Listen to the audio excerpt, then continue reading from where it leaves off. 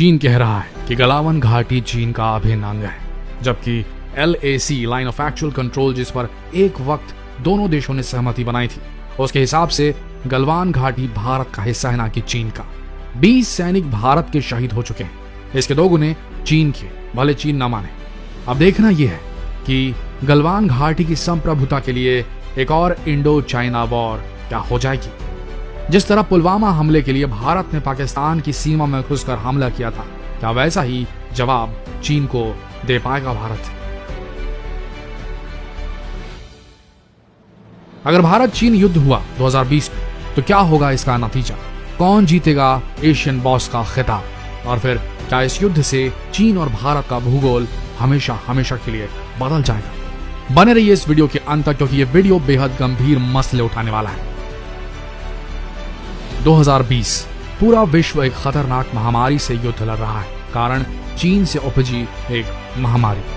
चीन का नाम पूरे विश्व में खराब हो चुका है। विश्व के बहुतेरे देश अपना बिजनेस चीन से खत्म करने की फिराक में। ऐसे में भारत चीन युद्ध अगर गलवान द्वंद्व के आधार पे हुआ, तो यकीन मानिए आधी से ज्यादा दुनिया भारत के पक्ष में होगी और चीन अकेला पड़ जाएगा। हम शायद कुछ 1900 चीन से, उसकी टेक्नोलॉजी से, कुछ उसकी मिलिट्री इन्वेस्टमेंट से, पर हौसला तो हर भारतीय में। आज चीन की जनसंख्या का बड़ा भाग या तो मिडिल एज्ड है या तो बूढ़ा हो चुका है, जबकि भारत एक युवा देश है। वॉर रेडी, अगर जरूरत पड़ी तो देश के जवान तैयार हैं अपने देश की रक्षा के लिए। चीन में तो सुना है कि फौजियों की भर्तियां भी मजबूरन की जाती हैं। आइए जानते हैं किसके पास कितनी फायर पावर। चीन की पीपल्स लिबरेशन आर्मी में फिलहाल 22 लाख सक्रिय कर्मचारी हैं, जबकि भारत में संख्या 15 लाख है। ग्लोबल फायर पावर रिपोर्ट के मुताबिक साल 2020 की रैंकिंग में भारत दुनिया का चौथा ऐसा देश है जिसके पास सबसे ताकतवर सेना है। ग्लोबल फायर पावर के मुताबिक भारत के पास इस समय के अनुमान के मुताबिक कुल 35,44,000 मिलिट्री पर्सनल हैं। इसमें से 1,44,000 सक्रिय हैं और 21 लाख रिजर्व पर्सनल हैं। अगर चीन की बात करें तो ग्लोबल फायर पावर की लिस्ट में तीसरे नंबर पर है। चीन के पास इस समय कुल 26,93,000 मिलिट्री पर्सनल्स हैं। इसमें से 21,83,000 सक्रिय हैं और 5,10,000 रिजर्व पर्सनल। परमाणु ताकत, दोनों देशों के पास परमाणु हथियार हैं। चीन 1964 में न्यूक्लियर पावर देश बना था, जबकि 10 साल बाद यानी कि 1974 में भारत भी परमाणु शक्ति संपन्न देश बन गया। इसी हफ्ते स्टॉकहोम इंटरनेशनल पीस की रिपोर्ट आई थी, जिसमें कहा गया कि भारत ने पिछले साल 10 नए परमाणु हथियार जोड़े। चीन के पास जहां कुल 320 परमाणु हथियार है, वहीं भारत के पास 150 परमाणु बम है। एयरफोर्स की ताकत, चीन के पास हवा में मार करने वाले 270 फाइटर जेट्स है, जबकि भारत की जमीन पर मार करने वाले 68 एयरक्राफ्ट है। चीन के पास सिर्फ 157 फाइटर जेट्स है, जबकि उनके पास जमीन पर मार करने वाले एयरक्राफ्ट भी भारत के मुकाबले काफी कम है। चीनी आर्मी एयरफोर्स के पास सीमा पर 8 एयरबेस है, लेकिन ये ज्यादातर सिविलियन एयरफील्ड्स है। कहा जाता है कि चीन को यहाँ हमला करने में दिक्कत हो सकती है। तिब्बत और सिंजियांग के एयरबेस काफी ऊंचाई पर है। इसके अलावा खराब मौसम के चलते चीन के एयरक्राफ्ट ज्यादा गोला बारूद और ईंधन के साथ उड़ान नहीं भर सकते। भारत के मिराज 2000 और सुखोई 30 जेट किसी भी मौसम में उड़ान भर सकते हैं, जबकि चीन के जेट J-10 में इतनी ताकत नहीं। भारत के पास है चीन से ज्यादा टैंक। ग्लोबल फायर पावर के अनुसार विमान शक्ति में चीन तीसरे और भारत चौथे स्थान पर है। सबसे महत्वपूर्ण बात यह है कि चीन के पास भारत के मुकाबले 2 गुना लड़ाकू और इंटरसेप्टर विमान है। ग्लोबल फायर पावर के अनुसार टैंकों के लिहाज से देखें तो भारत के पास 4,200 से अधिक टैंक की तुलना में चीन के पास महज 3,200 टैंक्स हैं। हालिया आंकड़ों के अनुसार चीन के पास भारत से 10 गुना ज्यादा रॉकेट प्रोजेक्टर्स।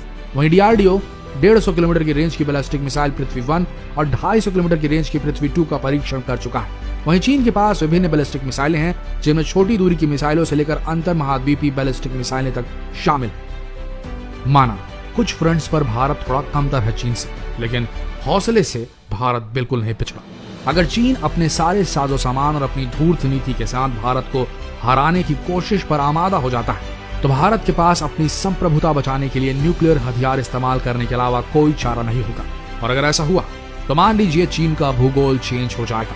नुकसान कुछ भारत को भी होगा, लेकिन अगर न्यूक्लियर वॉर हुई तो मान लीजिए विश्व सिर्फ भारत का ही साथ देगा और फिर तिब्बत, जहां से 2 महत्वपूर्ण नदियां निकलती हैं, जिन नदियों पर चीन का पूर्वी भाग पूरी तरह पानी पर निर्भर है, वो तिब्बत हमेशा हमेशा के लिए भारत का हो जाएगा।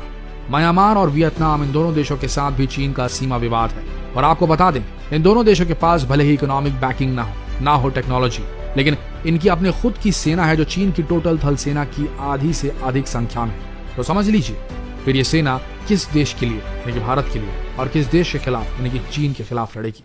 जो भी हो, युद्ध होना नहीं चाहिए, लेकिन अगर हुआ तो हमारे हिसाब से इस कोरोना काल में एशियाई बॉस भारत ही बनकर निकलेगा, चीन कतई नहीं। और ये बात भी जान लीजिए, अगर पाकिस्तान चीन के फेवर में आया तो Indo China war world war 3 में तब्दील हो जाएगा।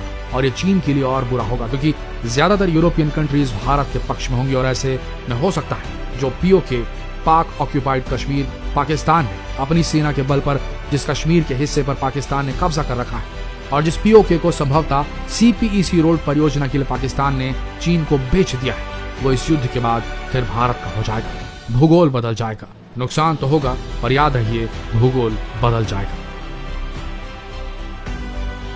इस नाजुक घड़ी में हम अपने टैलेंटेड भारतीय फ्रेंड्स से कहना चाहते हैं, प्लीज एक रिक्वेस्ट है यार, अपना टैलेंट आप फेसबुक पर दिखाइए, यूट्यूब पर दिखाइए, टिकटॉक छोड़ दीजिए, चीनी है, बाइट डांस कंपनी का है जो चीनी कंपनी, पबजी खेलना बंद कीजिए, चीनी कंपनी टेंसेंट का इन्वेस्टमेंट है। याद रखिए, जापान पर अमेरिका ने जब न्यूक्लियर बम गिराया, उसके बाद जो जापानियों ने किया, आज तक अमेरिका जापान में सुई तक नहीं बेच पाया है। और हम भारतीय इतने जवानों की शहादत के बाद भी अगर टिकटॉक और पबजी की लत का शिकार रहेंगे तो क्या खाक भारतीय कहलाएंगे।